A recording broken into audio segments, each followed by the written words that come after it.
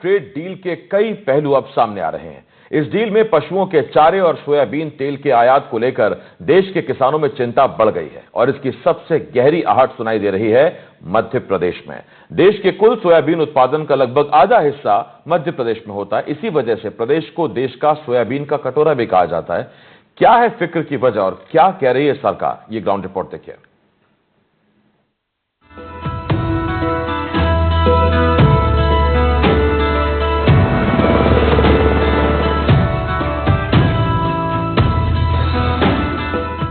मध्य प्रदेश की ये मिट्टी सोयाबीन की पहचान है, जहां देश का आधा से ज्यादा सोयाबीन उगता है। लेकिन आज इन्हीं खेतों में खड़े किसान अपनी फसल से ज्यादा नीति की भाषा समझने की कोशिश कर रहे हैं।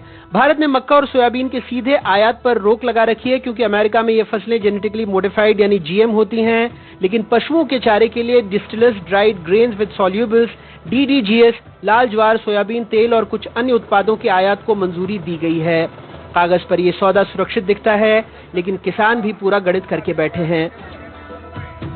32 साल के जितेंद्र ग्रेजुएट हैं, 50 एकड़ की जोत है। गेहूं, मक्का, सोयाबीन सब उगाते हैं। हाथ से ट्रैक्टर भी चलाते हैं, कंप्यूटर भी। सो ट्रेड डील की बारीकियां समझ रहे हैं। बताते हैं कि सोयाबीन में 3 से 4 साल से भाव नहीं मिल रहा था। इस साल से भाव थोड़ा चढ़ा है, लेकिन अब डर रहे हैं। कहते हैं अमेरिका में बड़े खेत हैं, भारी सब्सिडी है, मशीनों से खेती होती है। भारत में किसान छोटा है, हाथ से खेती करता है, वहां का सस्ता माल आएगा तो भाव और गिरेंगे। सरकार की बातें भी उन्होंने सुनी कि सोयाबीन, मक्का, चावल, गेहूं, चीनी, मोटे अनाज, केले, स्ट्रॉबेरी, चेरी, खट्टे फल, हरी मटर, काबुली चना, मूंग, तिलहन, एथेनॉल और तंबाकू जैसे उत्पादों पर कोई टैरिफ छूट नहीं दी गई है। छिलका रहित अनाज और आटा, आलू, प्याज, मटर, बीन्स, खीरा, मशरूम, फ्रोजन सब्जियां, संतरे, अंगूर, नींबू और मिक्स डिब्बाबंद सब्जियां भी भारत नहीं आएंगी। लेकिन DDGS, लाल ज्वार, सोयाबीन तेल और कुछ अन्य उत्पादों के आयात पर सहमति बनी है। इससे वो आशंकित हैं। यहाँ के जो किसान हैं वो छोटे किसान हैं, उनके पास जमीन भी कम है और इतना उत्पादन नहीं हो पाता है। इस वजह से वहाँ की कंपनियां अगर यहाँ पर अब उनका माल निर्यात करेगी तो यहाँ के किसानों को नुकसान होगा।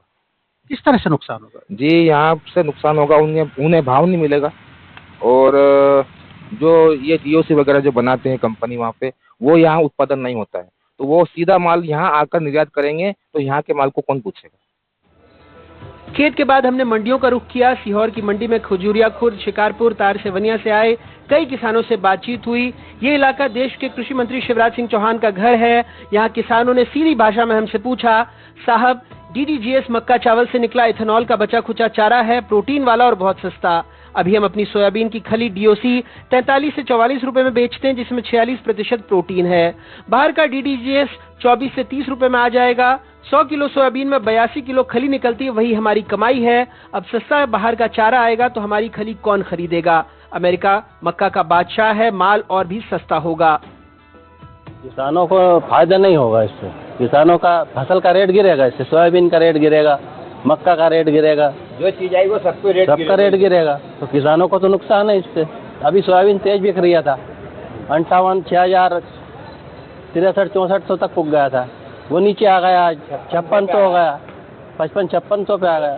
काश्तकार को जो भाव मिलना था आज की तारीख में, जब बाहर से माल आ जाएगा तो यहाँ का उत्पादन, यहाँ के माल की कोई दाम कीमत ही नहीं रहेगी।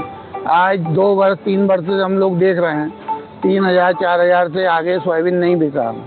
इस बार ही कुछ सुधार हुआ है। अब सरकार ने पहले क्यों नहीं निर्यात करा? भाई DOC यहाँ की यदि बाहर जाती, यहाँ काश्तकारों को फायदा होता। अब सरकार बाहर से DOC बुलवा रही है तो यहाँ के काश्तकारों को तो वैसे ही लागत ही निकल पा रही सोयाबीन की। DOC यदि बिक जाए, बाहर सप्लाई हो जाए तो उससे ज़्यादा काश्तकार को फायदा है, उसका दाम अच्छा मिलता है। और नहीं तो तेल में इतना दाम नहीं मिल पाता। अन्य देशों से बाहर से गल्ला आएगा तो उसमें बाजार में रेट में अंतर आएगा, उससे किसान को घाटा होगा। इससे सोयाबीन उत्पादन करने वाले किसानों को क्या फर्क? सभी किसानों को घाटा पड़ेगा रेट में, बाजार का रेट गिर जाएगा। Ajay Yadav computer science graduate हैं, खेती करते हैं, डेयरी का काम भी। रोज 65 लीटर दूध और घी बेचते हैं। कृषि मंत्री की बातें ध्यान से सुनी कि दुग्ध उत्पादों में लिक्विड पाउडर और कंडेंस दूध, क्रीम, योगर्ट, बटर मिल्क, मक्खन, घी, बटर ऑयल, पनीर, वे उत्पाद और चीज को भारत में एंट्री नहीं मिलेगी। लेकिन फिर भी मन में सवाल हैं। भारतीय किसान बस एक किसान नाम के किसान है, क्योंकि इनके पास ज्यादा जमीन, ना तो ज्यादा जमीनें हैं, ना ज्यादा सुविधाएं हैं। हर तरह से भारतीय किसान अमेरिकन किसान से कमजोर है, क्योंकि वहाँ पे हर किसान एक 500 बीघा से लेके 1000 बीघा 5000 बीघा वाले किसान है। वो एक किसान खेती को खेती के माध्यम से नहीं करते, वो उद्योग के हिसाब से करते हैं। वहाँ पे आप हर किसी के पास देखिएगा तो 100 गायें 50 गायें और पूरी टेक्नोलॉजी उसमें, मतलब एक चीज भी ऐसी नहीं मिलेगी आपको जो इंसान को मेहनत करना पड़ रही है। हर चीज टेक्नोलॉजी से होती है। अब अपने पास आप देख ली, अभी आपने देखा कुट्टी करनी हाथ से करनी है, उसको उठा के डलना है, गोबर फेंकना है, हर चीज हाथ से करनी है। हर चीज के खर्चे बचाने के लिए तो इंसान हाथ से काम कर रहा है। अगर आप ऐसी ट्रेड डील करेंगे तो उससे क्या होगा कि भारतीय किसानों को फिर वही बोझ पड़ेगा, फिर भारत आत्मनिर्भर नहीं रहेगा। पहले 3% से 50% और 50 से 18%। तो जनता को यूं लग रहा है कि हाँ 18% कम करवा दिया, पिसा कौन रहा है? किसान, दूध व्यापारी, हम छोटे लोग। जानकारों के मुताबिक अमेरिका में औसत सब्सिडी $64,000 प्रति किसान प्रति वर्ष है, वहीं भारत में लगभग $64 प्रति किसान। दूसरा, मक्के और चावल का DDGS सोयाबीन से सस्ता होगा, जो पशु आहार उद्योग के लिए आकर्षक तो होगा, लेकिन इसका सीधा असर पड़ेगा भारतीय सोयाबीन किसानों, प्रोसेसिंग उद्योग और स्थानीय डिस्टिलरियों पर। इस मुद्दे पर हमने सरकार से मामले को समझने के लिए लंबा सवाल पूछा, लेकिन जवाब मिला एकदम छोटा। सोयाबीन के लिए नहीं खोला, लेकिन DDGS के लिए खोला है, तो खास करके मध्य प्रदेश के किसान इस संदर्भ में इस फैसले को कैसे देखें? उनके हित में, मैं फिर कह रहा हूँ, उनके हित पूरी तरह सुरक्षित है। विपक्ष का आरोप है ये सफाई किसानों को छलने वाली है। शिवराज सिंह चौहान जी जिस तरीके से वक्तव्य दे रहे हैं, मैं समझता हूँ कि वो मूर्ख समझ रहे हैं भारतवर्ष के किसानों को।